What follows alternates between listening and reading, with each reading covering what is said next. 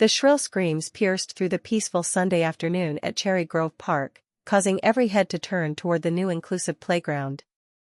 Time seemed to freeze as parents watched in horror while an 8-year-old boy in a wheelchair writhed in agony, his small hands desperately trying to wipe the burning pepper spray from his eyes. Standing over him, a well-dressed woman in her 50s held the spray canister with trembling hands, her face a mixture of fear and determination. "He was going to attack me," she shouted, her voice cracking with emotion. "I had to protect myself." The playground fell silent except for the boy's continued cries of pain and his father's desperate attempts to help him. Nobody moved. The scene before them was so shocking, so inexplicable, that it seemed to defy reality. How could anyone perceive a child in a wheelchair as a threat? But there was more to this story than met the eye. The woman's reason for her actions would leave the entire community questioning their assumptions about safety, fear, and the invisible scars that trauma leaves behind. What happened that day would change not just two families' lives, but an entire community's perspective on disability, prejudice, and the power of understanding. The local news would later call it the incident at Cherry Grove, but for those who witnessed it firsthand, it was the moment that exposed the deep-seated fears and misconceptions that can tear a community apart, or bring it together in ways nobody could have imagined. This is the story of how a moment of fear and misunderstanding led to an extraordinary journey of redemption, awareness, and healing. The boy's name was Bobby Henderson, and his story would soon captivate millions across social media. But it wasn't just Bobby's story, it was also the story of Patricia Wilson, the woman with the pepper spray, whose own tragic past had led her to that fateful moment. Neither of them knew it yet, but their paths crossing would spark a movement that would ripple through their small town and beyond, challenging everyone to confront their own hidden biases and fears. The truth behind Patricia's actions wasn't simple, and it wasn't what anyone expected. It would take weeks for the full story to emerge, but when it did, it would force everyone involved to question everything they thought they knew about judgment, compassion, and the power of second chances. Long before the incident that would shake their community, the Henderson family was known in their neighborhood for their infectious laughter and unwavering optimism.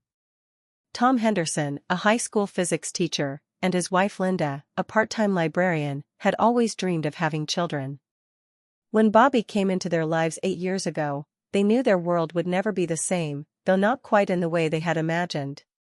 Bobby's diagnosis of cerebral palsy came when he was just 6 months old. The doctors delivered the news with clinical detachment, but Tom and Linda refused to let medical terms define their son's future. "Every child is unique," Linda had said, squeezing Tom's hand. "Bobby will just be unique in his own special way." Their modest 2-story home on Maple Street transformed gradually over the years. The living room became a therapy space, with colorful exercise mats and specialized equipment. The stairs got a lift installed, funded by a community bake sale that raised more money than anyone expected. Neighbors still talked about how the whole street smelled like cookies and pie for an entire weekend. Bobby's wheelchair, which he called his super chair, was customized with bright blue panels and lightning bolt stickers. Tom had added LED lights to the wheels, making them glow at night, Bobby's idea, inspired by his love of science fiction movies. Other kids in the neighborhood would often stop by just to see the coolest chair ever and end up staying to play video games with Bobby, who had developed quite the talent for racing games. What many didn't see were the quiet moments of challenge. The nights when Bobby's muscle spasms kept him awake, and Tom would sit beside his bed for hours, reading stories about space exploration and distant galaxies. The mornings when Linda had to massage Bobby's legs before school, singing silly songs to make him laugh through the discomfort. Or the times when Bobby would watch other kids running in the park, his expression thoughtful, but never bitter.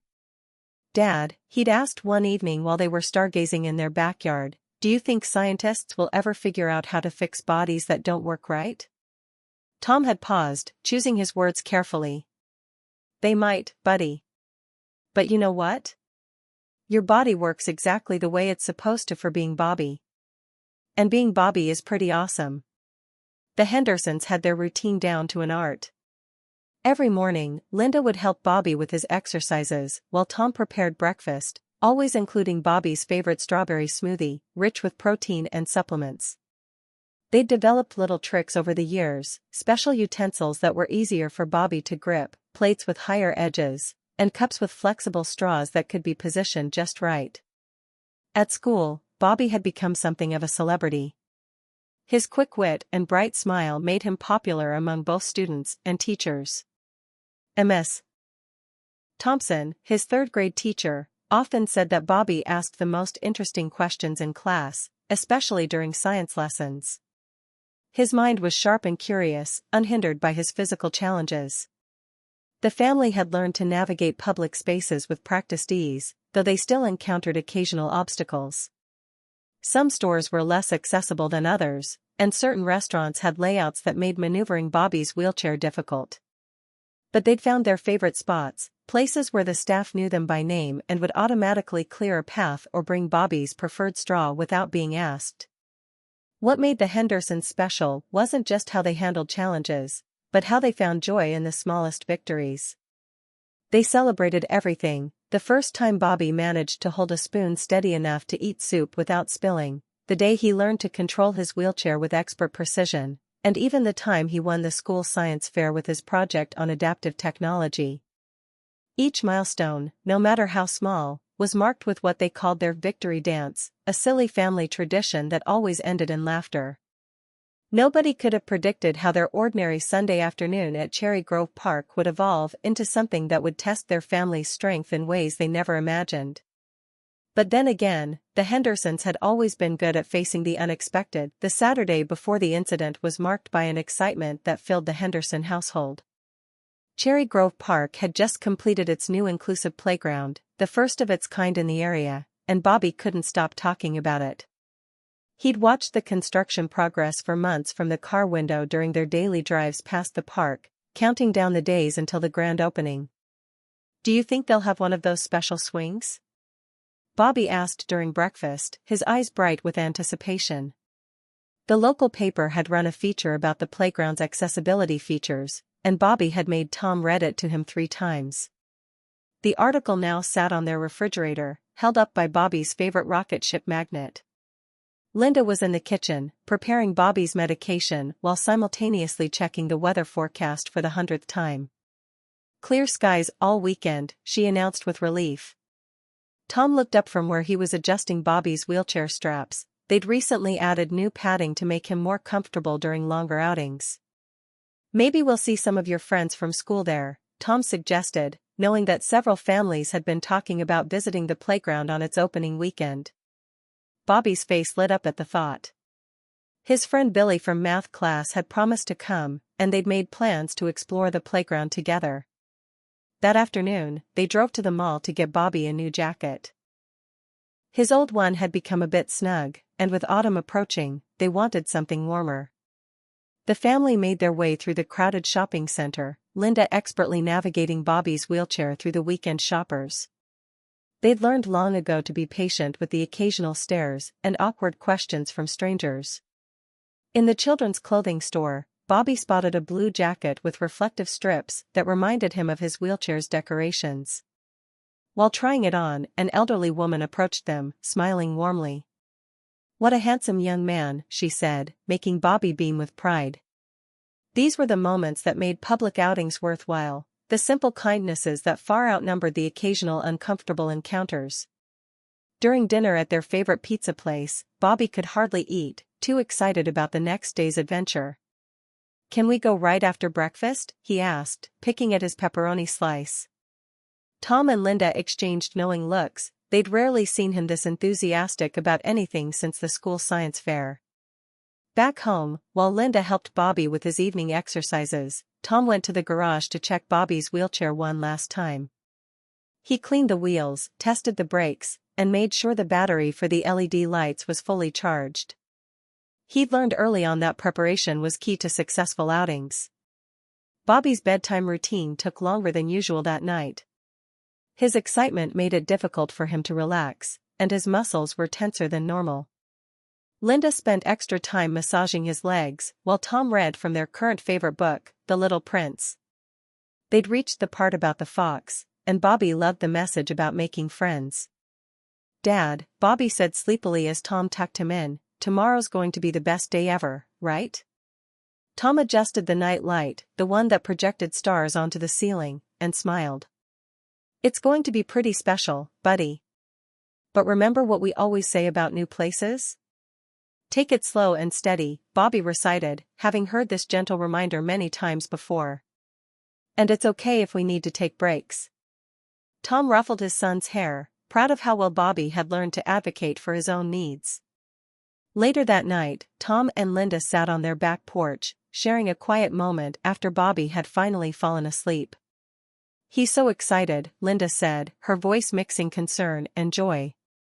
"I just hope everything goes smoothly tomorrow." Tom squeezed her hand, understanding her anxiety. Every new experience came with its own set of challenges, but they'd learned to face them together. Neither of them could have imagined that their carefully planned family outing would become the talk of the town for reasons they never could have anticipated. The new jacket hung ready in Bobby's closet, the wheelchair was perfectly maintained, and the weather forecast promised a beautiful Sunday. Everything was set for what should have been a perfect day. As they went to bed that night, the Hendersons had no idea that their Sunday at Cherry Grove Park would become a turning point not just for their family, but for their entire community's understanding of disability, fear, and forgiveness. Patricia Wilson hadn't always been the woman who carried pepper spray in her purse. 20 years ago, she'd been known as Patty, the friendly bank teller who remembered everyone's name and kept a jar of candy on her counter for children.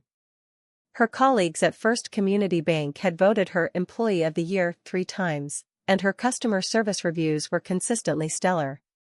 That all changed on a quiet Tuesday afternoon in 2003.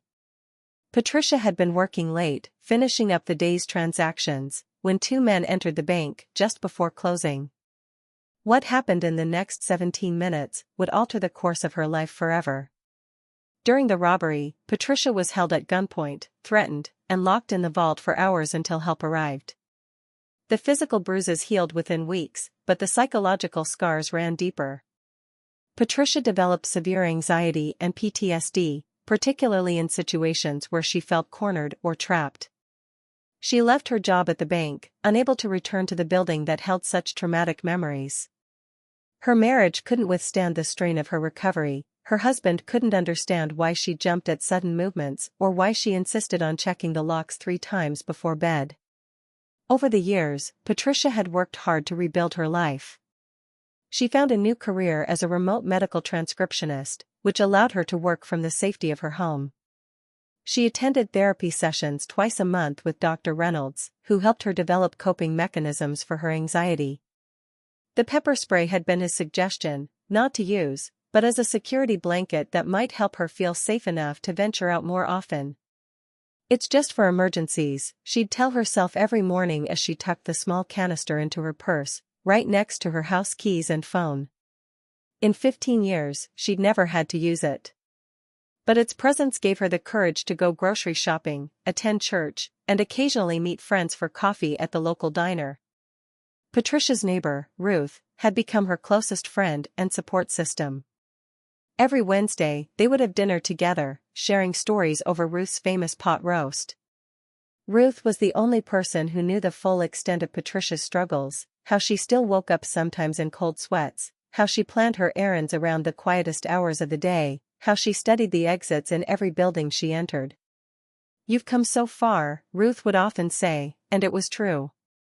Patricia had gradually expanded her comfort zone, though she still preferred quiet places and predictable routines. She'd even started volunteering at the local library on Saturday mornings, reshelving books during the slowest hours. The library's orderly atmosphere and the gentle predictability of arranging books by the Dewey Decimal System helped her feel in control. What people in town didn't see were her daily battles.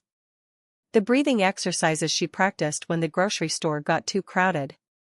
The way she gripped her steering wheel until her knuckles turned white when she had to drive past the old bank building. The careful calculations she made before every outing, planning routes that avoided narrow alleys and poorly lit streets. The week before the incident at Cherry Grove Park, Patricia had reached a significant milestone in her recovery. She'd attended her niece's wedding, her first large social gathering in years. The ceremony had been beautiful, and Patricia had managed to stay for almost 3 hours before the crowd and noise became overwhelming. Dr. Reynolds had praised her progress during their next session, encouraging her to continue pushing her boundaries gently. Perhaps that's why she'd decided to visit Cherry Grove Park that Sunday. It was part of her new resolution to spend more time outdoors, to reclaim the simple pleasures she'd once taken for granted. She'd chosen the early afternoon, knowing families would be around, making the park feel safer. She'd even packed a small notebook and her favorite pen, thinking she might sit on a bench and write, something she hadn't done since before the robbery. That morning, Patricia had stood in front of her bathroom mirror, practicing the affirmations Dr. Reynolds had taught her. I am safe. I am strong. I can handle this.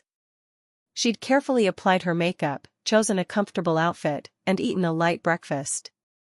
Everything seemed perfectly normal, perfectly planned. She had no way of knowing that her worst fears and deepest traumas were about to collide with an innocent family's Sunday outing, creating a moment that would force her to confront not just her past, but her assumptions about safety, threat, and the power of understanding. Last edited 17 minutes ago. The morning of the incident started peacefully enough at Cherry Grove Park. The autumn sun cast warm patches of light through the trees, and a gentle breeze carried the sound of children's laughter from the new playground. Patricia Wilson had chosen a quiet bench near the edge of the play area, her notebook open but untouched in her lap as she watched families enjoy their Sunday afternoon. Meanwhile, the Hendersons arrived at the park just after lunch. Bobby could barely contain his excitement as Tom carefully lifted him from their van into his wheelchair. The new blue jacket gleamed in the sunlight, and the wheelchair's freshly cleaned wheels sparkled.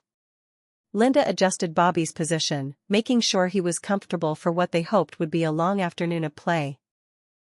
The chain of events that led to the confrontation began with something as simple as muscle spasms, a regular occurrence in Bobby's daily life. He'd been having a wonderful time exploring the accessible playground equipment, with Tom nearby, when the first spasm hit. These sudden, involuntary movements were nothing new to Bobby or his family, but to an outside observer unfamiliar with cerebral palsy, they could appear startling. Patricia had been watching the playground activity from her bench, trying to build confidence to walk around the park. Her therapist would have been proud of her for venturing out, for choosing a public space to practice being comfortable around others. She'd even managed to write a few lines in her notebook about the peaceful scene before her. The critical moment came when Bobby's wheelchair rolled near Patricia's bench during a particularly strong spasm. His arms jerked suddenly, a natural response that his family knew well. But to Patricia, whose trauma-trained brain was always alert for potential threats, the sudden movement triggered an immediate fight-or-flight response. In that split second, Patricia didn't see an 8-year-old boy having muscle spasms. Her mind, clouded by years of anxiety and post-traumatic stress, registered only unexpected movement in her personal space. The world around her seemed to blur, just like it had that day at the bank. Her heart raced, her palms grew sweaty, and her mind flashed back to feeling trapped, threatened, cornered.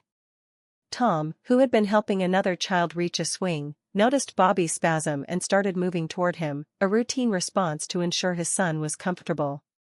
But to Patricia, the approaching adult only amplified her sense of danger. Her hand was already clutching her purse, fingers wrapped around the pepper spray canister she'd carried for 15 years but never used. Everything happened in a matter of seconds. Bobby's wheelchair moved slightly closer to the bench as another spasm rippled through his body. Patricia stood up abruptly, her notebook falling forgotten to the ground. Linda, who had been taking photos of the new playground equipment, lowered her camera just in time to see Patricia raise her hand. "Stop." Patricia's voice cracked with fear, but nobody had time to react. Her finger had already pressed the spray button, releasing a cloud of pepper spray that caught Bobby directly in the face. The effect was immediate. Bobby's surprised expression transformed into one of pain as the burning chemical hit his eyes and skin. The peaceful Sunday afternoon erupted into chaos. Tom ran toward his son, his teacher's instincts overridden by paternal panic. Linda dropped her camera, the device clattering against the rubber playground surface as she rushed to Bobby. Other parents pulled their children away from the scene, some already dialing 911 on their phones. Patricia stood frozen. The pepper spray canister still raised, as the reality of what she'd just done began to pierce through her fear-induced haze. Bobby's cries of pain cut through her like physical blows, bringing her back to the present moment. The look of horror on her face matched those of the observers around her. A young mother quickly offered her water bottle to Tom, who was desperately trying to flush Bobby's eyes. Another parent who happened to be a nurse rushed forward to help, taking charge of the first aid situation. The playground had become a scene of emergency response, with people trying to help while maintaining a wary distance from Patricia.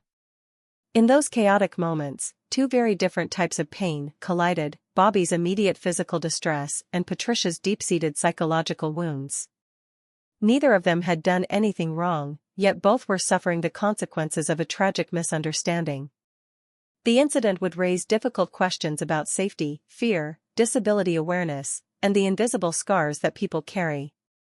As sirens wailed in the distance, approaching Cherry Grove Park, nobody present could have predicted how this moment of crisis would eventually transform their community's understanding of trauma, disability, and the power of forgiveness. The video hit social media before Bobby even reached the emergency room. A parent's shaky phone footage captured the incident's aftermath: a crying child in a wheelchair, frantic parents, and a stunned woman holding pepper spray. Within hours, the clip had gone viral, and the peaceful town of Cherry Grove found itself thrust into the national spotlight. Local news vans lined up outside the police station the next morning, their satellite dishes reaching toward the sky like metal sunflowers. Reporter Jenny Chen from Channel 7 stood in front of the Cherry Grove Park sign, her voice solemn as she delivered the morning report. A disturbing incident at this local playground has raised questions about public safety, disability rights, and mental health awareness in our community. The town's Facebook community group exploded with activity. Longtime residents who had never posted more than birthday wishes and garage sale announcements now found themselves taking sides in heated debates. Mrs. Rodriguez, who ran the corner grocery store, had to put up a sign asking customers not to discuss the incident inside her shop after two regulars nearly came to blows over it. She pepper-sprayed a disabled child. "There's no excuse for that," wrote one community member, their comment gathering hundreds of angry reactions. Another responded, "Nobody's talking about her PTSD. Mental health matters too." The comment section became a battlefield of competing sympathies and harsh judgments. At First Community Bank, where Patricia had worked 2 decades ago, older employees who remembered her shared stories about the robbery with younger colleagues. "She was never the same after that day," whispered Nancy, a senior teller, during their lunch break. "We all tried to help, but nobody really knew how." The incident rippled through Cherry Grove Middle School, where Tom Henderson taught physics. His students' parents demanded answers, and Principal Richardson had to send out a carefully worded email asking families to respect the Hendersons' privacy during this difficult time. Still, whispers followed Tom's substitute teacher down the hallways. At Bobby's elementary school, his empty seat in Ms. Thompson's third-grade class sparked difficult conversations about disability and fear. The school counselor visited each classroom, helping students process their feelings about what had happened to their classmate. Bobby's friend Billy brought a handmade get-well card to the office, signed by every student in the class. The local coffee shop, The Daily Grind, became an unofficial town hall where people gathered to discuss the incident. Owner Joe Barnes heard every perspective as he served pumpkin spice lattes and chamomile tea. "In 30 years of running this place," he said to his wife that evening, "I've never seen anything divide the town like this." The weekend farmers market, usually a place of cheerful community gathering, turned tense. Ruth, Patricia's closest friend, faced cold shoulders and whispers as she bought her weekly vegetables. "You don't know her," she found herself saying repeatedly. "You don't know what she's been through." Letters to the editor poured into the Cherry Grove Gazette. The paper's editor, Bob Wilson, no relation to Patricia, struggled to choose which ones to publish. "Each letter I read shows another layer to this story," he told his staff during their editorial meeting. "Everyone seems to be right, and everyone seems to be wrong at the same time." Social media influencers picked up the story, using it to promote their various causes. Hashtag Justice for Bobby competed with hashtag Mental Health Awareness for trending status. Out-of-town activists announced plans to organize protests, causing the local police department to request additional resources from neighboring communities. The incident even reached state legislators. Senator Thompson, up for re-election, issued a statement promising to review laws regarding pepper spray possession and disability rights. Local disability advocacy groups seized the moment to push for better community education programs. At the library where Patricia volunteered, her absence left a void. The head librarian, who had watched Patricia slowly rebuild her confidence through years of shelving books, placed a small sign on the returns cart, "Practice kindness. Everyone you meet is fighting a battle you know nothing about." The Cherry Grove Community Center announced an emergency town hall meeting to discuss the incident. The meeting room, which usually hosted bingo nights and quilting circles, couldn't contain the crowd that showed up. People spilled out into the parking lot, their voices a mix of anger, concern, and confusion. As the week progressed, lawn signs began appearing throughout Cherry Grove. Some read, "Stand with Bobby," while others proclaimed mental health matters. Families found themselves on opposite sides of the issue, leading to tense dinners and strained relationships. In the midst of all this, both the Henderson family and Patricia Wilson retreated from public view, leaving the community to grapple with questions that had no easy answers. The incident had exposed fault lines in Cherry Grove that nobody knew existed, forcing residents to confront their own biases, fears, and assumptions about disability, mental health, and justice. The ceremony concluded with the release of biodegradable lanterns into the evening sky, each one carrying messages of hope written by festival attendees. As the lanterns rose, Bobby's voice rang out again, "Look, Dad. They're like all of us, different lights making the same sky brighter." The Cherry Grove incident, as it was still sometimes called, had become more than just a cautionary tale. It had evolved into a testament to the power of understanding, forgiveness, and community action. Local businesses displayed purple ribbons in their windows year-round. The inclusive playground had become a model for other communities. Most importantly, both children and adults had learned valuable lessons about looking beyond their first impressions. As the festival wound down and families began heading home, a small group remained behind. Bobby, his parents, Patricia, and Ruth sat together on a blanket near the playground, sharing stories and laughter. They had learned that healing wasn't about forgetting the past, but about building a better future together. Above them, the last of the lanterns twinkled against the darkening sky, carrying messages of hope, understanding, and the promise that even the most difficult moments could lead to positive change. Cherry Grove had discovered that true community strength comes not from avoiding differences or difficulties, but from facing them together with open hearts and minds. The incident that had once threatened to tear the community apart had ultimately brought it closer together, leaving a legacy of understanding that would continue to light the way forward for generations to come.